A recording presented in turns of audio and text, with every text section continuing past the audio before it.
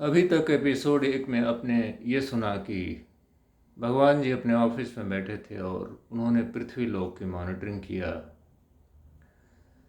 Episode 2 में आपने ये सुना कि अपनी मॉनिटरिंग में कुछ फाइंडिंग्स के आधार पे उन्होंने पृथ्वी लोक के दो प्राणियों के सॉफ्टवेयर में थोड़ा सा चेंज किया और उस चेंज के फलस्वरूप उन दो प्राणियों के व्यवहार में थोड़ा सा परिवर्तन हुआ और उसके बारे में आपने एपिसोड 2 में सुना। ब्रह्मा जी ने भगवान जी से प्रार्थना किया कि आप अपने इस फैसले पर पुनर्विचार करिए, और उसके बाद क्या हुआ ये एपिसोड 3 में आगे सुनिए। ब्रह्मा जी के जाने के बाद भगवान जी उनकी बातों पे काफ़ी देर तक विचार करते रहे, परंतु किसी निर्णय पर नहीं पहुंच पाए। धीरे धीरे वो अपनी चेतना में डूबने लगे और अपनी चेतना में डूबने के बाद उनके अंदर विचार की एक हल्की सी तरंग पैदा हुई, जिसने उन्हें इशारा किया कि इंसानों के अंदर सॉफ्टवेयर में कोई परिवर्तन करने से पहले अभी मुझे इंसानों का और अधिक अवलोकन करना चाहिए। भगवान जी के अंदर ये विचार उत्पन्न होते ही पूरा पृथ्वी लोक उनके सम्मुख धीरे धीरे स्कैन होने लगा और पृथ्वी की एक एक चीज़ें उनके सामने बहुत ही स्पष्ट तौर पर दिखने लगीं। ठीक वैसे ही जैसे सपने में हम मनुष्यों को कोई भी वस्तु या विचार बहुत ही साफ और स्पष्ट दिखता है। भगवान जी ने देखा कि पृथ्वी पर इंसानों ने कुछ बहुत ही खास जगहों पे बहुत ही मजबूत और सुरक्षित जगह बना रखा है, और कहीं कहीं तो लोहे की दीवार, सीसीटीवी कैमरे और असलहों से लैस जवान इनकी सुरक्षा में मुस्तैद हैं।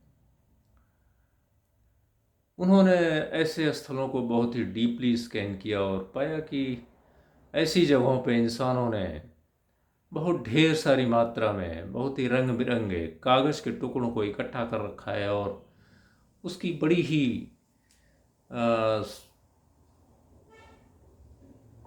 सावधानी और सतर्कता और गंभीरता से सुरक्षा कर रहा है। और उन्होंने अपने स्कैन में ये भी पाया कि कोई कोई तो बहुत ही गुप्त जगहों पर ऐसे स्थानों को बनाया गया है। उन्होंने अपने पीए से कहा कि ये इंसानों ने पृथ्वीलोक पर जो इतनी सुरक्षित जगह बनाया है और यहाँ पे इन रंग बिरंगे कागज़ों को इकट्ठा कर रखा है, ये क्या है और ऐसा इंसान ने क्यों किया है। पी ने कहा कि सर, ये रुपया और विभिन्न देशों की करेंसीज हैं जिसको इंसान बहुत ही सुरक्षित रखता है और अपनी जान से भी ज़्यादा प्यार करता है। यह पृथ्वी लोक पर सबसे अधिक प्यार की जाने वाली चीज़ है, और जिसके पास ये सबसे अधिक मात्रा में होता है वो उतना ही ताकतवर होता है। भगवान जी ने कहा कि मैं तो समझता था कि मैं परम चेतना हूँ और अपने नृत्य में मैं कहाँ किस रूप में उत्पन्न होकर फिर कुछ समय बाद कहाँ किस रूप में फिर से उत्पन्न हो जाऊँ, ये मुझे भी नहीं पता है। मैं प्राणवान वस्तुओं के सबसे अधिक पास हूँ और इंसान, पशु पक्षी आदि जीवधारियों के रूप में अपने को व्यक्त करके मैं अपना समय पूरा करता हूँ। मैं तो सोचता था कि इंसान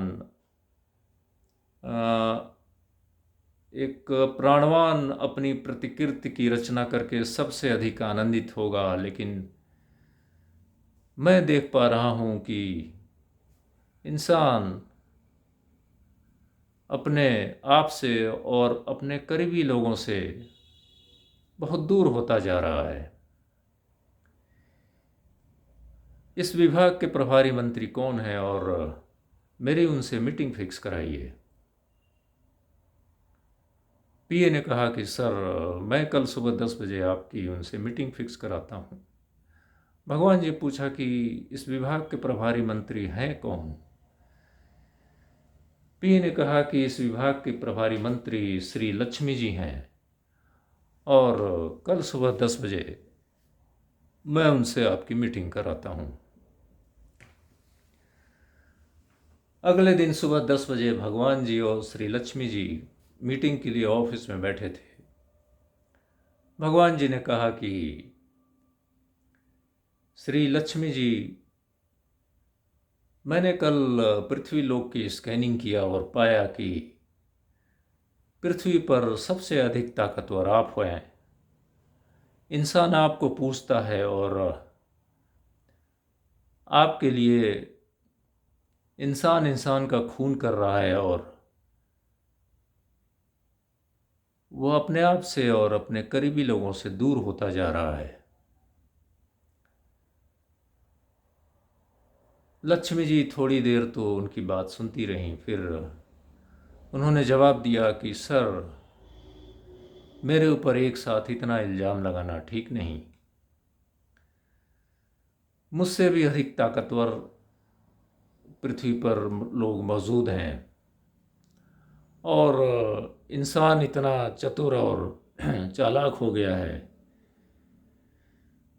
कि वह एक झटके में मेरी कीमत शून्य कर देता है। कुछ वर्षों पूर्व डिमोनेटाइजेशन हुआ और रातों रात बहुत ही ढेर सारी मात्रा में मेरी कीमत शून्य हो गई और आज की तारीख में इस पृथ्वी पर कुछ और भी मेरे कंपटीटर्स पैदा हो गए हैं, जैसे श्री गोल्ड जी, श्री सिल्वर जी, श्री डायमंड जी, श्री ऑयल जी, और अभी अभी कुछ दिन पहले मेरी एक नई सौतन पैदा हो गई है, श्री क्रिप्टो जी। लक्ष्मी जी की बात भगवान जी ने बड़ी गंभीरता से सुनी और उन्होंने ये फैसला किया कि इंसान के सॉफ्टवेयर में कोई और परिवर्तन करने से पहले मुझे इंसानों का थोड़ा और अवलोकन करना चाहिए और बाकी और भी विभाग के मंत्रियों से राय मशविरा करना चाहिए। Thank you. अब इसके आगे अगले एपिसोड में